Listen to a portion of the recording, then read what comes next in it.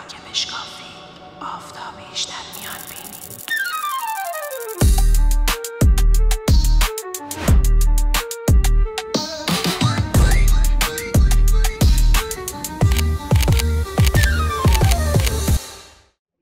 سلام عرض میکنم به همه مخاطبین مجله علمی تصویری ذره. تو قسمت هفتم مجله ذره در خدمت آقای دکتر علی سالمی هستم، کارشناس آزمایشگاه جانوران زهری مؤسسه سرمسازی رازی. آقای دکتر سلام، خیلی خوش اومدید. سلام عرض میکنم خدمت شما. علی سالمی هستم، کارشناس آزمایشگاه جانوران زهری انسیته. خیلی خوش در اومدید. خدمتتون هستم. ممنون که این فرصت رو بهم دادید که این گفتگو شکل بگیره. آقای دکتر یه معرفی مختصری از خودتون بکنید چون بحثمون جذابه و بریم سراغ اصل مطلب. من همونطوری که از عنوان و تایتل کارم مشخصه، کار اصلیم با جانوران زهریه. حالا چه مارها و چه عقرب‌ها و چه هر جانور دیگه‌ای که میتونه زهری و گزنده باشه، ولی فوکس یا تمرکز تحقیقات من و کار ما روی مارها و مارگزیدگی هستش. ما در انسیته رازی فعالیت اصلیمون ساخت پادزهر مار و عقرب بر علیه مارگزیدگی و عقرب گزیدگی. توی فرهنگ ما، توی لغات ایرانی، چیزی که داریم رایج استفاده میکنیم کلمه بیمار، کلمه بیمارستان یا حتی نمادی برای داروخانه که ماری هست، دراگستور داریم میبینیمش. معلومه که مار یه چیزه، حالا ماری که میگم مشخصا مار، حالا شاید بقیه خزنده ها هم باشن، مهم هست. چی شده که شما رفتین سراغ این رشته؟ علاقه‌مندیتون که شروع شده رفتین سراغ این رشته و جایگاهی که بالاخره تو زمینه پادزهر و سمشناسی و اینها ایران هست رو برامون توضیح بدید. ریشه کلمه بیمار رو من اول بگم. ببینید در گذشته زمین‌های کشاورزی که مار نداشته رو اونها رو بیمار میگفتن و در واقع این زمین‌هایی که مار نداره یعنی یک چرخه اکوسیستم اونجا لنگ میزنه و ناقصه. اگر مار نباشه خوراک مار وجود نداره، یعنی موشها یا پرندگان، و خوراک موشها و پرندگان وجود نداشته باشه مثل گیاهان یا حشرات و همینطور این زنجیره به هم متصله و یک موجود گوشتخوار رأس هرم غذایی در یک اکوسیستم، در یک زمین وجود نداشته باشه، یعنی اون زمین نمیتونه خیلی کشت و کار خوبی توش انجام بشه و اون زمین رو بیمار میگفتن. بعد رفته رفته به افرادی که مریض هم میشدن بیمار اطلاق شد و ریشه کلمه مریض یا بیمار از اینجا گرفته شده. به خاطر همین نماد سلامتی، نماد یک مار، همینطور که شما گفتید نماد WHO یا سازمان بهداشت جهانی، نماد دراگستورها، داروخانه ها، اینا همه یک ماریه که یا دور یک عصا پیچیده شده یا یک جامیه که اون مار در حال ریختن زهرش داخل اون جام هستش. جالب. پس چی شد که شما رفتین دنبال این حرفه ترسناک، وحشتناک، حقیقتا ترسناکه به نظرم؟ خب ترسناک از نظر بقیه است. اگه خودشون بیان واردش بشن میبینن که خیلی فضای لذت بخشیه. به قول چارلی چاپلین همه موضوع از داخل تراژدی، از بیرون کمدیه. به خاطر همین شما وقتی از بیرون به این فضا نگاه میکنید خیلی فضا متفاوت تر میشه.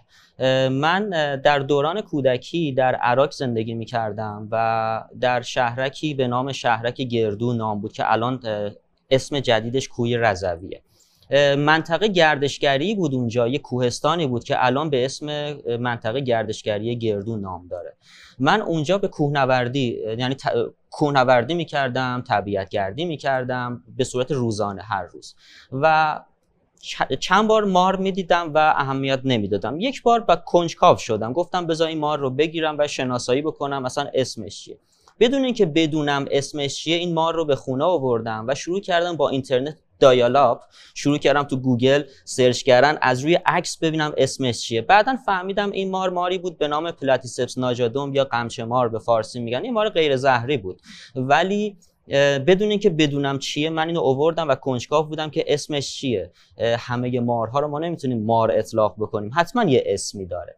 بعد همینطوری که پیش رفت هر وقت که به طبیعت گردی میرفتم اینها رو میرفتم با علم بیشتری شناسایی میکردم. بعد رفته رفته وارد فضاهایی مثل مستندسازی حیات وحش شدم، یعنی آقایانی مثل حمید نظیری آستانه، مستندسازای شهرستان عراق که از طبیعت مستندسازی میکردن، از من به عنوان کارشناس حیات وحش یا فردی که میتونه کمکشون بکنه استفاده میکردم. بعد رفته رفته شبکه ZDF آلمان میخواست فیلم حیات وحش، مستند حیات وحش ایران رو بسازه. در سال فکر می‌کنم 91 بود. به ایران اومدن و من به عنوان یکی از کارشناسای حیات وحش و راهنماشون در این سفر 1 ماهه با تیم ZDF آلمان همراهشون بودم و خیلی مستند خوبی شد که البته تصویر من هم در این مستند هستش. بعد وارد دانشگاه شدم و کار تخصصی در شد. خداش. آی دکتر به هم بگین چند نوع مار، چند گونه مار توی ایران وجود داره؟ در ایران حدود 90 گونه.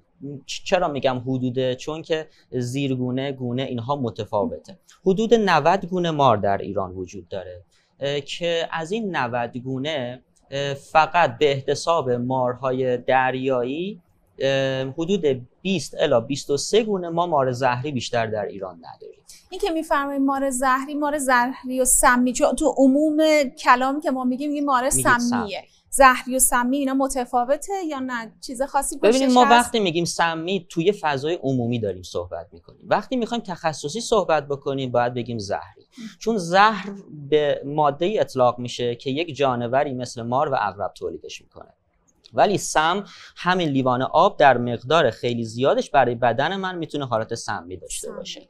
به خاطر همین وقتی میگیم سم توی اشل بزرگ صحبت میکنیم، در زهر اختصاصاً به مار و عقرب اشاره میکنیم. وقتی میگم زهر، اگر بگم مار سمی اشتباه نگفتم، دارم عمومی صحبت میکنم، ولی تخصصی میگم مار زهری. مارها هم به 3 دسته مارهای زهری، نیم زهری و غیر زهری تقسیم میشن. پس همه مارها زهری و سمی نیستن؟ نه. چجوری میتونیم تشخیص به عنوان یک فرد خیلی عادی، تخصصی هم نداریم، چجوری میتونیم تشخیص بدیم که الان توی کویر، توی جنگل، توی دریا مارها سمی هستن، خطر دارن یا ندارن؟ خب اولا من پیشنهاد میکنم کسی که اصلا تخصصی نداره وارد این کار نشه. یعنی اگر ماری رو در طبیعت مشاهده میکنه از اون فضا دور بشه، اصلا نه سعی بر شناسایی بکنه. اگه میخواد عکسی فیلمی بگیره ولی خب سر به سر اون مار نذاره، چون ما مبنا رو میگیریم بر زهری بودن.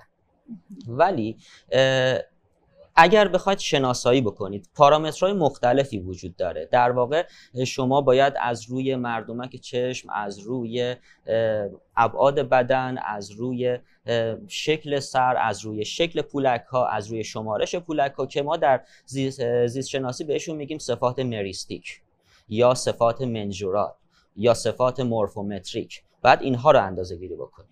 و شما اگه این صفات رو نشناسید اشتباه شناسایی میکنید. اگر بگم که تفاوت بین مار زهری و غیر زهری چیه، اینجا من رسما اعلام میکنم، چون کمتر جایی میگن این رو، رسما اعلام میکنم که هیچ تفاوتی بین مار زهری و غیر زهری وجود نداره. این تفاوت فقط در چشم متخصصه. شما اگر بخواید یک مار رو شناسایی بکنید، معمولا در رفرانس ها و فیلم های قدیمی، سرچ های اینترنتی به شکل سر مار اشاره میکنن. اگر سر مار مثلثی بود مار زهریه و غیر مثلثی بود مار غیر زهریه، در صورتی که مارهای کبرا تماما سر بیضی دارن. اگر ما بگیم که مردمک چشم عمودی مشخصه مارهای زهری است، تمامی مارهای کبرا که خطرناکتر از افعی ها بعضی موقع ها ظاهر میشن مردمک چشم گرد دارن. و اگر بگیم که مردمک چشم عمودی مشخصه مارهای زهری است، تمامی مارهای پایتون و بوا که مارهای غیر زهری هستن مردمک چشمشون عمودیه. پس هیچ کدوم این صفات مشخصه مار زهری از غیر زهری نیستش. رنگ بدن، اینکه بدن شاین باشه یا غیر شاین باشه، درخشنده باشه یا غیر درخشنده باشه، ابعاد بدن، اندازه بدن، تیغ دار بودن پولک، اینا هیچ کدوم مشخصه مار زهری از غیر زهری نیست. اگر من بخوام شناسایی بکنم، اول از همه در محلی که اگه طبیعتگرد حرفه‌ای هستم، تو شهری که دارم میرم طبیعتگردی یا کوهنوردی، باید از روی رفرانس ها مار زهری اون منطقه رو شناسایی بکنم. که این شکل و این ابعاد مار زهریه. یعنی کاملا اینا شناسایی شده که بله، تو هر منطقه‌ای تو هر منطقه‌ای، تو هر استانی، تو هر شهری مارها مشخصه. یه چک لیست وجود داره. درسته. که در مثلا استان مازندران مارهای زهری این مثلا این 3 الی 4 گونه هستش و به غیر از اینا هرچی باشه دیگه یا نیمه زهریه یا غیر زهریه. من باید اسم اون مار رو بدونم. من باید بدونم که مثلا افعی گرزه چه شکلیه که در اکثر استان‌های ایران پراکنش داره، که دیدمش بگم این افعی گرزه است. دیگه اون لحظه که من بتونم مردمکشو ببینم، پولکشو بشمارم، نمیدونم خیلی صفاتو ببینم، من فرصت این کارو ندارم و حرفه‌ای هم نیستم مار رو بگیرم و شناساییش بکنم. در وهله اول کسی که متخصص نیست باید اون محل رو ترک بکنه، از فضا لذت ببره، از زیبایی این مار لذتشو ببره، عکس و فیلمشو بگیره، بعد اون فضا رو ترک بکنه و مار رو به حال خودش بذاره. آیا این درسته که میگن اگه با مار کاری نداشته باشی اونم باهات کاری نداره، ولی اگر خلاصه یه آزار و اذیتی بهش برسونیم مار هم سراغت میاد، عصبانی میشه؟ این درسته یا نه؟ عموما اصلا این حمله مار به انسان یا حیوان ها بر اساس غریزشه یا نه واقعا میتونه بی آزار باشه و عبور کنه از انسانی از حیوانی؟ ببینید حمله مار به انسان صرفاً از جهت دفاعه، یعنی حتی به قصد خوردن هم نیستش. تو بعضی موارد خیلی نادر خورده شدن انسان توسط مارهای بزرگی مثل رتیکولیتد پایتون ها در جنوب شرق آسیا یا در جنگل‌های آمازون بله رکورد شده، ولی خیلی موارد نادریه که اون مار به قدر بزرگ بوده که میتونسته یه انسان رو بخوره. ولی این موارد جزء موارد کیس ریپورت یا خیلی نادر محسوب میشه.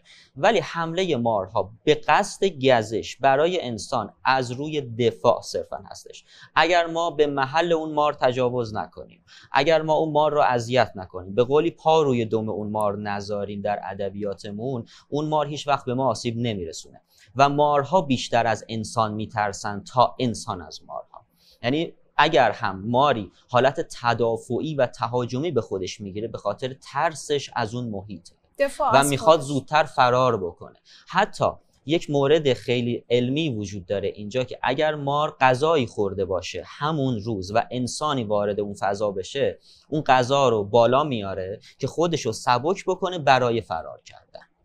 یعنی انقدر اون مار فضای استرسی، فضای ترس، فضای تدافعی براش مهمه که زودتر اون محل رو ترک بکنه تا اینکه حمله بکنه.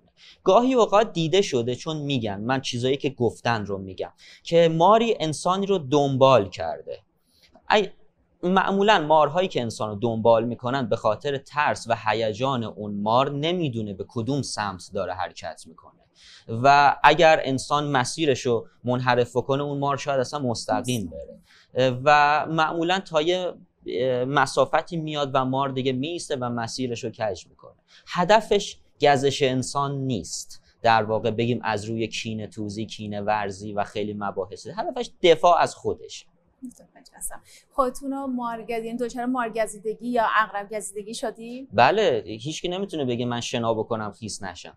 من هم عقرب گزیده شدم. مارا و عقربا کاری داشتیم که خلاصه ما چون کارهای تحقیقاتی روشون انجام میدیم. بله، من در آزمایشگاه توسط یک مار زهری، نه توسط یک مار بزاق زهری به نام همورویس رابرجیری یا به فارسی بهش مار پلنگی میگن گزیده شدم و در بیمارستان لقمان حکیم تهران بستری هم شدم و عقرب گزیدگی هم که شدم بله در حین تحقیقات بود، ولی پادزهری به من در عقرب گزیدگی تزریق نشد، ولی در مارگزیدگی 5 ویال پادزهر از همین پادزهر مؤسسه سرم زوزی رازی به من تزریق شد. مهمترین گونه مار ایرانی اسمش چی هست؟ به اون شاخصی میشناسیم این مار ایرانی هستش. ببینید چند نام هست به اون بگیم. چند گونه در ایران داریم که نام پرسیکوس رو به یدک میکشن. یکی عکس پشت سر شماست که اون عکس پشت سرتون که بهش میگن سودوسراسس پرسیکوس، پرشین هورن وایپر، افعی شاخدار ایرانی. این به این معنی نیستش که فقط در ایران وجود داره، نه، در سایر نقاط دنیا هم وجود داره، ولی اولین نمونه ای که در گذشته شناسایی شد در ایران بوده.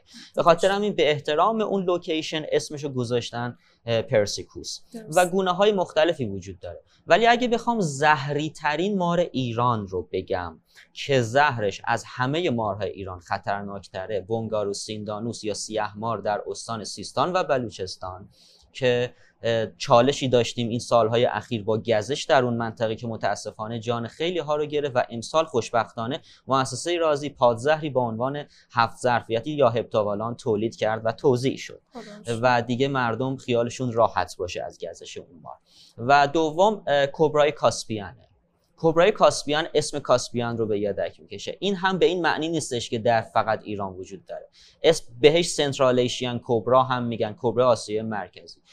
ولی در خیلی از رفرانس ها از اون به عنوان کبرای کاسپیان نام میبرن که در استانهای خراسان، سمنان و گلستان زیست میکنه. هر منطقه چیزی که شما فرمودین مارهای متفاوتی داره و گفتین که شناسایی هم شده، آماری هم وجود داره، یعنی یه رفرنسی وجود داره که فلان منطقه این مارها هست و کسی که بخواد میتونه بره بررسی بکنه.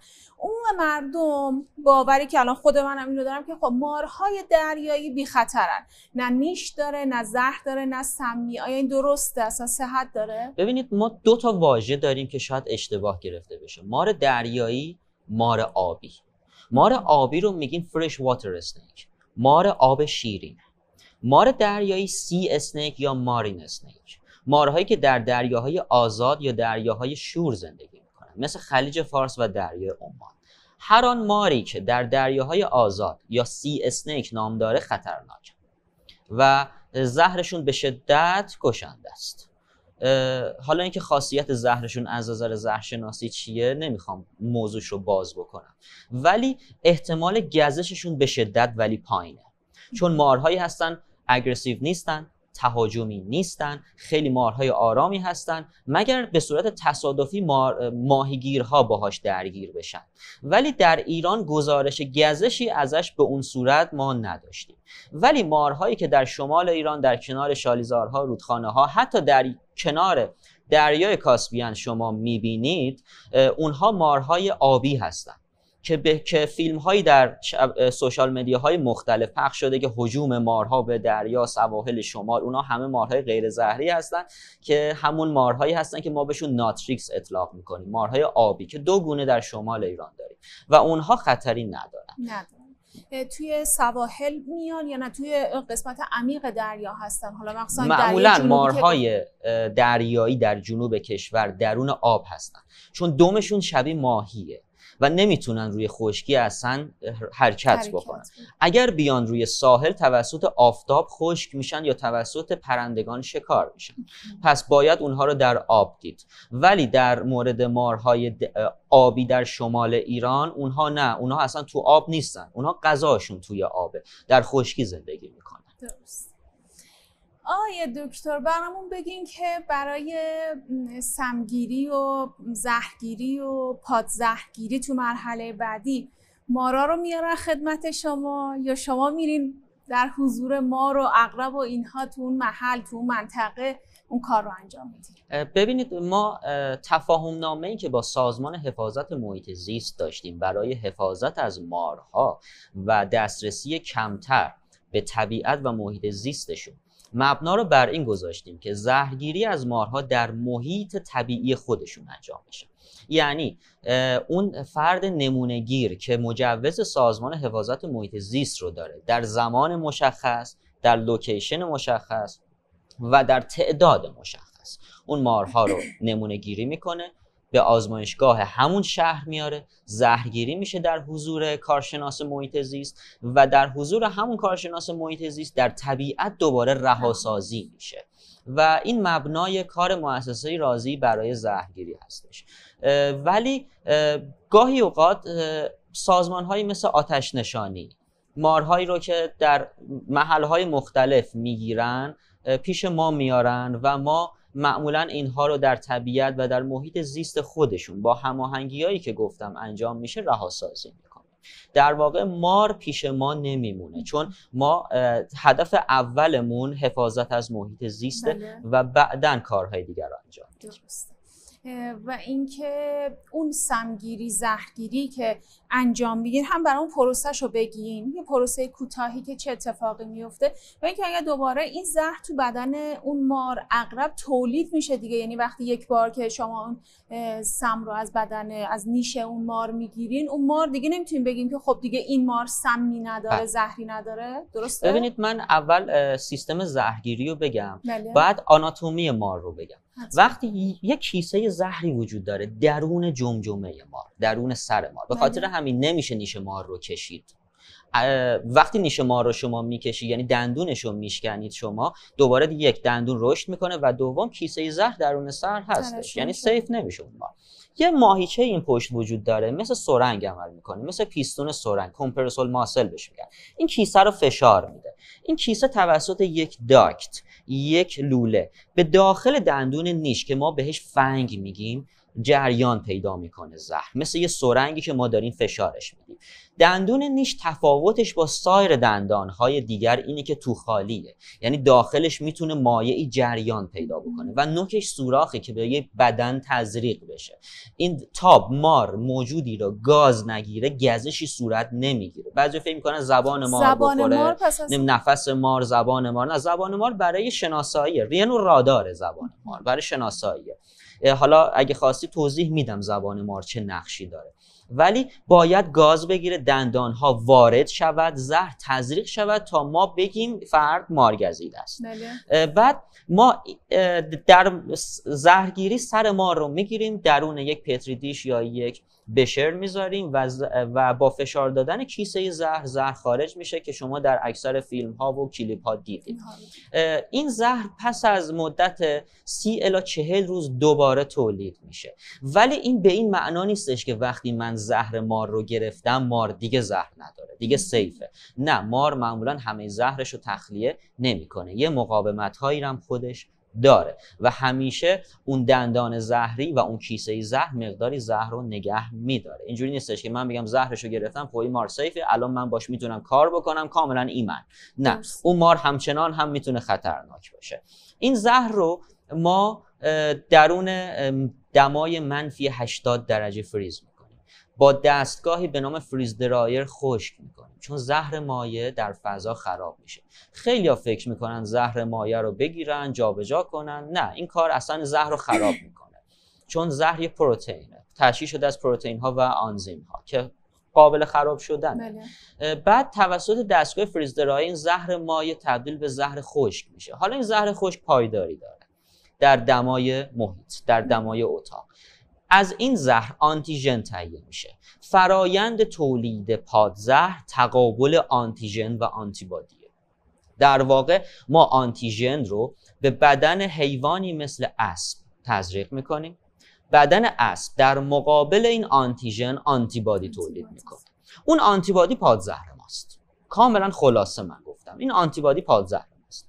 حالا از این اسب خونگیری به عمل میاد، این خون تصفیه میشه، مراحل مختلفی روش انجام میشه، تستای کنترلی روش انجام میشه، فیلتراسیون، فرمولاسیون، تستای کنترلی، تا نهایتا محصول نهایی تولید بشه به نام آنتیونوم یا پادزهر.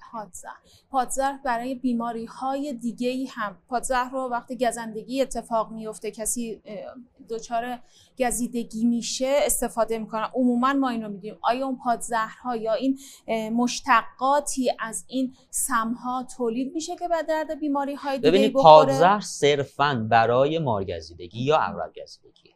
پادزهر مارگزیدگی، پادزهر عقرب گزیدگی اینا جدا هستن. ولی زهرها دارای مشتقاتی هستند، آنزیم‌های مختلفی هستند که به عنوان دارو در خیلی از کشورها استفاده میشه. به عنوان مثال در ایران هم تحقیقات مختلفی برای درمان سرطان انجام شده از زهر مارها، از زهر عقرب‌ها.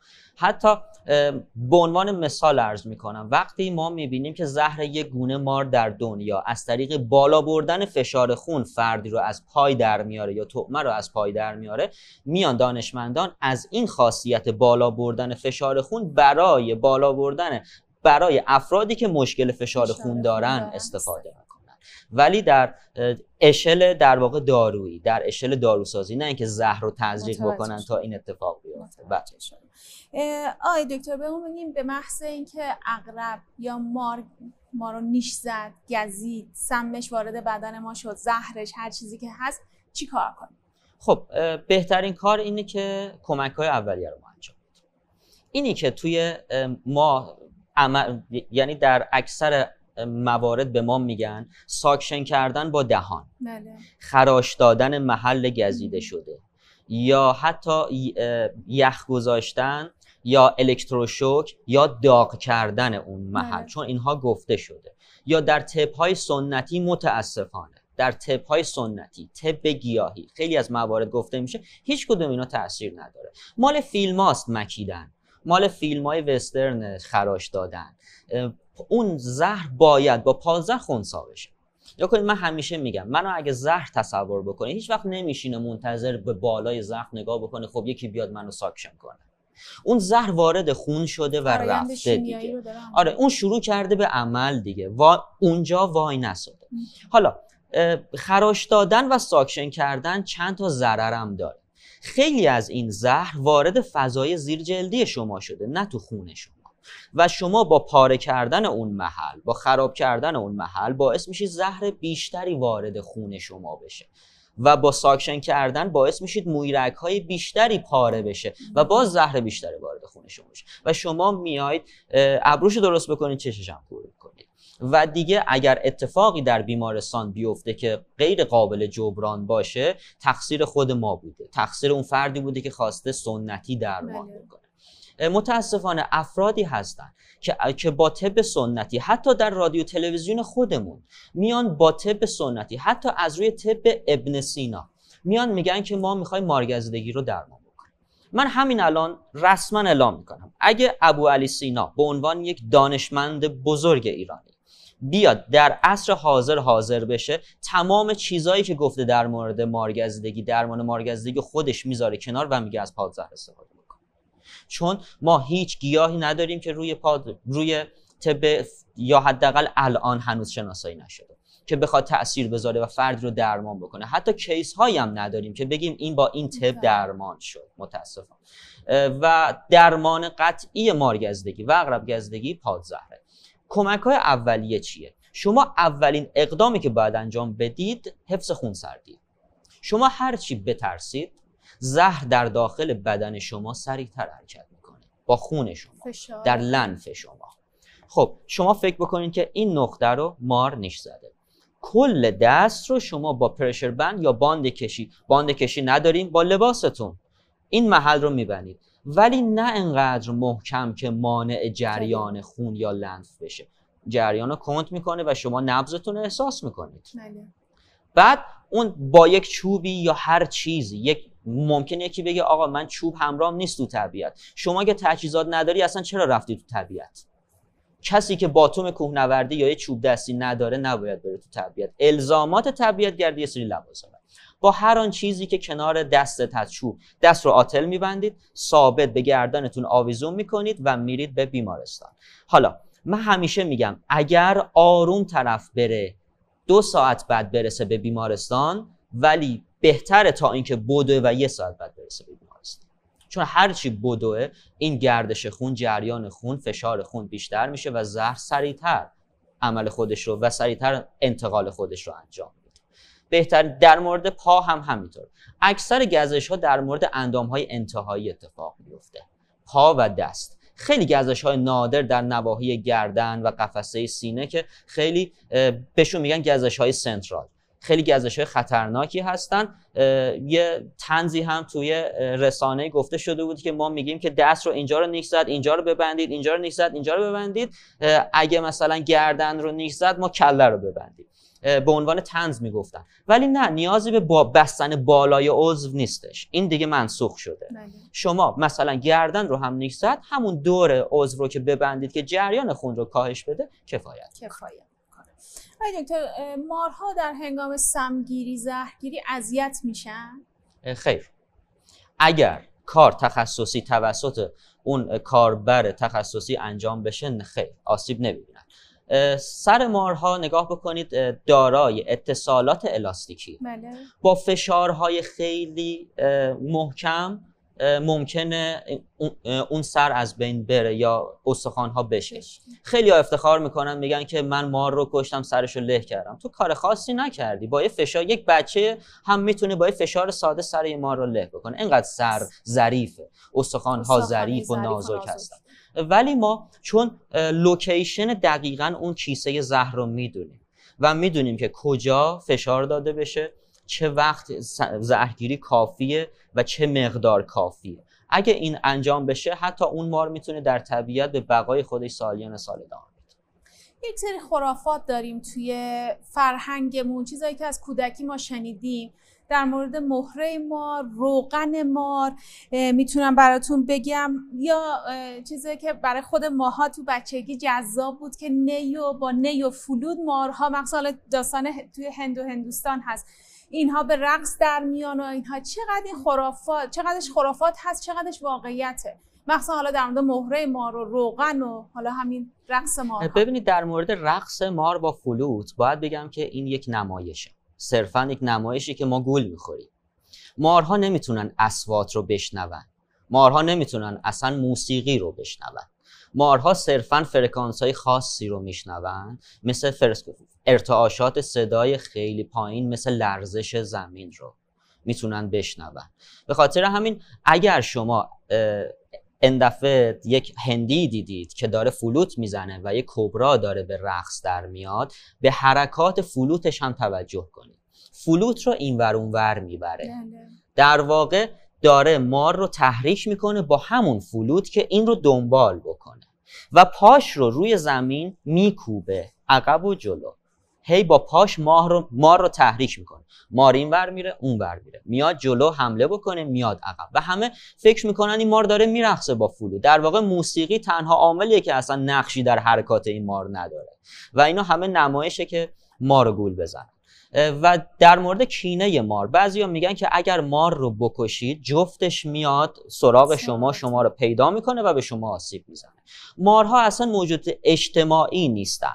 ما تعریفمون از موجود اجتماعی چیز دیگه ایه. مارها موجودات جفت‌زی هم نیستن. یعنی شاید بگید در شمال ایران در رودخانه چند تا مار آبی با هم هستن، ولی اجتماع نیست، به واسطه یک منبع مشترک با هم یه جا جمع شدن. توی اجتماع کسی وظیفه خاصی نداره، مورچه در اجتماعش وظیفه تعیین شده، ولی در مورد مارها نه. اینکه بیاد مارها نر و ماده ها صرفا در فصل جفتگیری با هم جفتگیری میکنن و همو ترک میکنن. حتی نگهداری از فرزندان هم در مارها وجود نداره. یعنی اگر بگیم که این غیرت در مارها وجود داره که بیاد اون کسی که همسرش رو کشته رو بیاد به مثلا آسیب بهش برسونه، پس در مورد فرزندانش هم این اتفاق باید بیفته. ولی در صورتی که مارها اونهایی که تخم گذار هستن تخم میذارن و رها میکنن، زایمان میکنن و رها میکنن و بچه مارها از روز اول مستقل هستن. چیزهایی که شما گفتید همش خرافات. یعنی ما معمولاً در فلسفه هم همینطوره، وقتی تصوری از چیزی نداریم خیلی راحت خرافات رو بهش میبندیم.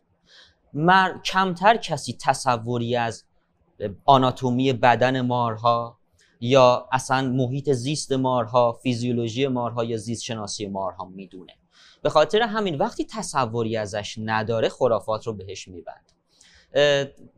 بحث اینی که مهره مار وجود داره یا وجود نداره، متاسفانه باید بگم که خیلی ها بر این باورن که وجود داره ولی وجود نداره. مهره مار شده افراد سودجویی کنار خیابون دیدید یه زیلو انداختن، مهره مار موجود است.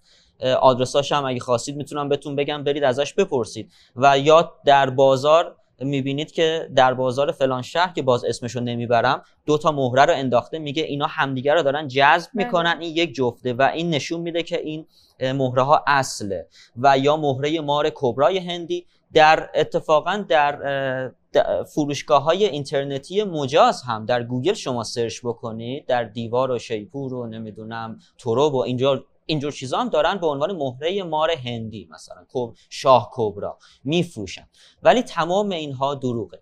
من یک کلیپی منتشر کردم خودم در پیج شخصی خودم که یک نوع صدف هست که در سواحل جنوب زیاده و اون رو به عنوان مهره مار میفروشن. دریچه خیلی از حلزون‌ها رو که باهاش سوراخ خودشو میبنده، دریچه حلزون رو میبنده، اون رو به عنوان مهره مار میفروشن.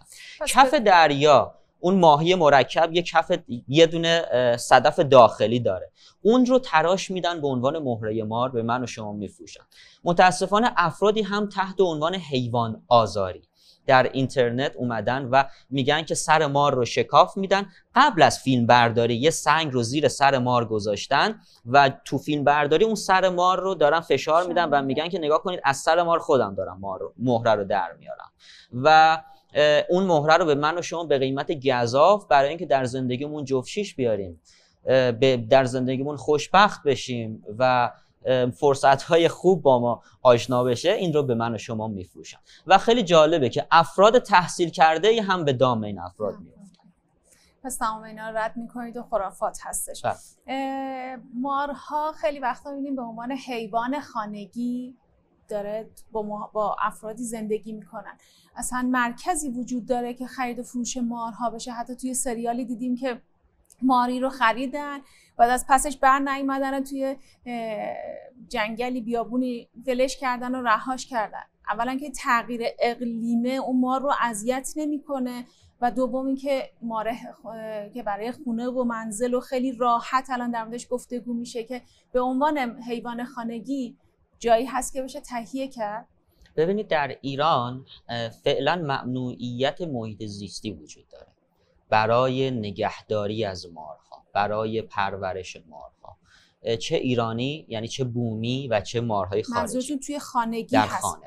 بله. ولی در خیلی از کشورها، در خیلی از نقاط دنیا، مارها و یا خیلی از خزندگان به عنوان پت یا حیوان خانگی معرفی شدن و دیگه صید طبیعت نیستن، همه در اسارت تکثیر شدن و حتی مورف‌های ژنتیکی مختلفی مثل بال پایتون ها، مثلا بال پایتون بومی به صورت نرمال بومی آفریقاه، ولی در کشورهای مختلفی رنگ‌ها و مورف‌های مختلفی رو ازش تولید کردن و یک بازاری داره و این هیچ وقت ما نمیگیم که من شخصا حیوان آزاریه. من میگم که وقتی در اسارت تولید شده با یک مورف ژنتیکی میتونه به عنوان پت پذیرفته بشه، ولی در ایران هنوز این مقاومت وجود داره از سوی سازمان محیط زیست که نگهداری از خزندگان میتونه به محیط زیست از ضربه بزنه. به عنوان مثال اگر این موجوده و غیر بومی در طبیعت رها بشه چه میشود؟ این سوال ها خب پاسخ علمی داره همشون، ولی اگر نظر شخصی خود منو بخواد، من نه رد میکنم موافقتم رو در واقع با نگهداری از مارها در خانه به عنوان حیوان خانگی نه میپذیرم. در خیلی از موارد نمیپذیرم، مارهای بومی رو نمیپذیرم، مارهای زهری رو نمیپذیرم، مارهای خزندگان کمیاب رو که در معرض انقراض هستن رو نمیپذیرم، ولی در مورد خزندگانی که به قصد حیوان خانگی تکثیر شده و تو محیط وحشی دیگه نمیتونن زندگی بکنن رو بله من موافقش هستم، میتونه در واقع به عنوان حیوان خانگی پذیرفته بشه. سریالی رو شما گفتید که اخیراً هم از تلویزیون پخش شد که ماری رو میرن میخرن به نام مار جعفری و که در طبیعت رها بکنن. نفس کار قشنگه، یعنی نفس کار این بوده که یک مار بومی رو برن بخرن و در طبیعت رها بکنن قبل از اینکه دست کسی بیفته. نفس کار محیط زیستی، خیلی زیباست. خب ولی ماری که توی اون فیلم نشون دادن، اون سریال نشون دادن، یک بال پایتون آفریقایی بود. خب یعنی ایرانی نیست. نه، اونی که تو اون قاب تصویر بود اون مار غیر بومی بود و مار بال پایتون آفریقایی بود و اون مار رو البته بعید میدونم طبیعت رها کرده باشن. اون مار رو به خاطر گرفتن صرفاً ساختن اون سکانس این کارو کردن. ولی اگه بخوام اطلاع رسانی بکنم اون مار به خاطر در اون فیلم بومی نبود، ولی نفس کار قشنگ بود که مارها رو ما میتونیم از خیلی از سودجویان خریداری بکنیم و بگیریم و بریم در طبیعت رهاسازی بکنیم. نفس قشنگ بود. در مورد خرافات چند تا مورد رو ما ازش گذشتیم. روغن مار رو گذشتیم ازش. در مورد خیلی از خرافات گذشتیم. روغن مار متاسفانه باید مار کشته بشه تا روغن مار گرفته بشه. چربی داخل بدن ما رو مثل دنبه گوسفند آب میکنن و میشه روغن مار. خاصیت خاصی هنوز ازش پیدا نشده و خیلی‌ها بر این باورن که برای رشد مو، درد عضلات استفاده میکنن. و خیلی از خرافات دیگری مثل اینکه در واقع در شبکه‌های مجازی گفته که طرف دیده که مارش غذا نمیخوره، میره پیش دامپزشک، دامپزشک ازش میپرسه که مارت کنار تو دراز میکشه، هی میگه بله، خودشو داره اندازه میکنه که ببینه کی بزرگتر از تو میشه که تو رو به عنوان طعمه استفاده بکنه و بخوره. اصلا هم چیزی نداره. مارها انقدر هوشمند و هوشیار نیستن، اینتلیجنت نیستن که حتی صاحب خودشون بشناسن. شرطی میشن، ولی خب این که بخواد صاحب خودش رو اندازه گیری بکنه، مثلا بزرگتر از من شد حالا من بخوام بخورمش، گاهی اوقات مارها طعمه بزرگتر از دهانشون رو میخورن و خفه میشن و میمیرن. موجودات باهوشی نیستن. آقای دکتر همینجا بپرسم، جایی میخوندم که مارها خیلی لوسن، خیلی حساسن، قهر میکنن، الان که میفرمایید که خب اصلا این اینقدر باهوش نیستن، آیا اینا میتونه ببینید قهر کردن مارها وجود داره، ولی نه به خاطر احساسات. قهر کردن به خاطر شرایط فیزیولوژیکال. مارها خونسردن، یعنی تابع دمای محیطن. در سرما میمیرن، در گرما هم میمیرن. یعنی در واقع دمای بدنشون رو باید تعدیل کنن. ما انسان‌ها به عنوان موجوداتی خونگرم دمای داخل بدنمون مشخصه، یه دمای ثابتیه، ولی مارها با سرمای زیاد یخ میزنن میمیرن و با دمای خیلی بالا هم میمیرن. اشتباه اون کسی میگه در کویر در گرما مارای زیادی وجود داره، نه، برعکس. در کویر شاید مثلا مارها در ساعات خاصی به گشت و گذار مثل شبها میپردازن که خنک باشه، دما معتدل باشه. بله، این بعد این اعتصاب غذاش که قهر بکنه دیگه غذا نخوره به خاطر شرایط دماییشه که مهیا نیست، شرایط محیطیشه که بله، نه موجود احساسی نیستش که من نازش کنم به من وابسته بشه مثل سگ یا گربه بغلی باشه. نه، اگه کسی دنبال موجود بغلی میگرده اصلا دنبال مار نره. مارو میشه خورد؟ در خیلی از کشورها میخورن. من این رو به عنوان فردی که خیلی به محیط زیست احترام میذارم این رو قبول ندارم، ولی در خیلی از کشورها مارها پرورش داده میشن به قصد خورده شدن. ولی این رو خوشبختانه در ایران وجود نداره که باب باشه که مارها رو بخورن. نه، من موافق این کار نیستم. خیلی از کشورها مثل کشورهای جنوب شرق آسیا بابه که مارهای دریایی، مارهای کبرا، مارهای مثلا پایتون یا بوها رو میخورن ولی من موافقش نیستم در واقع. آقای دکتر، در خصوص کارگاه و آموزشگاه مؤسسه‌ای وجود داره در ایران که از کودکان، من فکر می‌کنم بحث جذابی باشه، از کودکان، نوجوانان تا آدم‌های بزرگتری که تو طبیعت میخوان بگردن، پیمایش بکنن، اینها آیا وجود داره؟ مؤسسه‌ای خودتون دستی دارین در آموزش؟ ببینید، من به عنوان یه محقق بله، فعالیتم به 2 تا بخش تقسیم میشه. یکی کارهای تخصصی خودم مثل پابلیش مقاله، داوری مقاله، نوشتن کتاب و خیلی از کارهای دیگه. و یکی از بخش دیگه کار من به عنوان محقق آموزشه.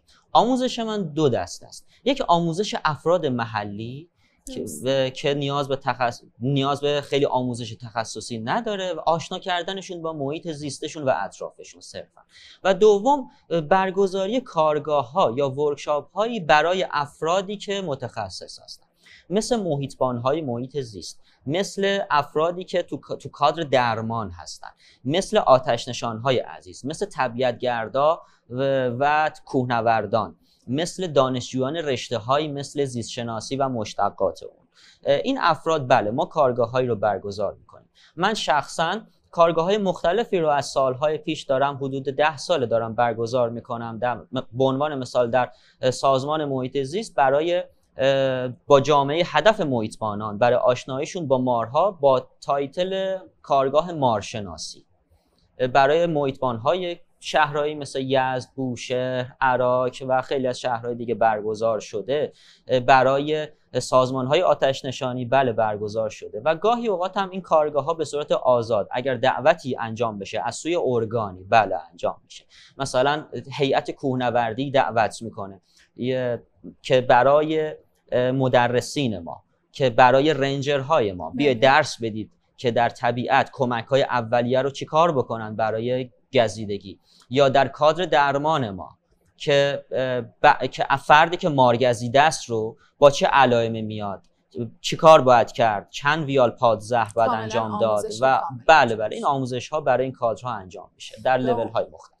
به عنوان هیچ وقت فکر نمی‌کردم که گفتگو در مورد مار و عقرب اینقدر جذاب باشه. حقیقتا اینقدر که وقتمون کوتاه هست مجبورم که دیگه این رو به پایان برسونیم. به عنوان کلام آخر یه خاطره شیرین یا جذاب یا ترسناکی که برای خودتون اتفاق افتاده برامون بگین و خداحافظی کنیم. من یک خاطره دارم در یک فیلم سینمایی با کارگردانی آقای سهیلی. بازیگر اون فیلم قرار بود با یک پارتنر در واقع اون بازیگر یک مار بود و اون بازیگر از مار وحشت داشت، فوبیا داشت و خیلی راحت این فوبیا، چون فوبیا عوامل مختلفی داره، مخصوصا فوبیا از مار، و من متوجه شدم فوبیای این فرد فوبیای عدم آگاهیه. یعنی ما اگه مطالعه‌مون رو ببریم بالا شاید مارها رو مظلوم ترین موجود دنیا هم بدونیم تا ترسناک ترین موجودات. دقیقاً شما چیکار می‌کردین تو این فیلم؟ توی این فیلم من مارگردان بودم، بازیگردان مار بودم. یعنی شما از یک حیوانی جلوی دوربین بازی میگیرید، یعنی کارگردان میخواد این مار بره اونور بیاد اینور، جلوی دوربین پوست اندازی بکنه، دهانشو باز بکنه، در یک مسیر حرکت بکنه، چنبره بزنه، اتک بزنه به طعمه، که اینها همه یک تخصص میخواد که شما باید فیزیولوژی اون مار رو بشناسی. متفاوته از موجودات خونگرد مثل سگ و گربه که بازیگردانی میکنن در فیلم های سینمایی. تجربه جالبی بود که اون بازیگر به حدی حرفه‌ای شد در کار با مار، در صورتی که قبلش میترسید که بعدش با اون مار کلی عکس سلفی گرفت و کلی عکس‌های مختلف گرفت. بله تا مدت هم حال اون مار رو میپرسید که حالش چطور. و اتفاقا من از مار بومی استفاده کردم در اون فیلم که همه چیز طبیعی باشه، نه مثل یه سریالی که از مار غیر بومی استفاده کرد. و خاطره تلخ من از کشتار مارها جلوی چشمم بود که متاسفانه افراد بومی اون مارها رو میکشند به قصد اینکه این مارها میان مثلا ما رو نیش میزنن، در صورتی که مارهایی رو کشته بودن که همه غیر زهری بودن. و آموزش‌های محلی من به همین دلیله که مردم، همه مارها زهری نیستن، همه مارها خطرناک نیستن، حتی شما خطرناک ها رو هم حق ندارید بکشید. میتونید با یه آموزش ساده اونها رو به نقطه دورتر منتقل بکنید. مارها مثل کبوتر نیستن که جلب بشن و برگردن، یا مثل خیلی از حیوانات، نه، توی نقطه دورتر مارها توی مسافت مشخص میگریشن یا مهاجرت دارن و میتونن برن. خیلی راحت میشه مارهایی که در حیات‌ها، باغ‌های خودمون میبینیم اونها رو به نقطه دورتر منتقل کرد. خیلی ممنونم آقای دکتر. خواهش میکنم. جذابی بود، هر لحظه شگفت انگیز بود. خیلی میگم برای خودم هیچ وقت فکر نمی‌کردم که در مورد مار و عقرب و گزیدگی و زهر و سم بتونیم یه گفتگوی خلاق فخر و مباهات من بود که در خدمت شما. ممنونم که این فرصت رو به ما دادید. از شما مخاطبین برنامه ذره‌ام خیلی ممنونم که این قسمت هم همراه ما بود. متشکرم. ممنونم ازتون. خسته نباشید.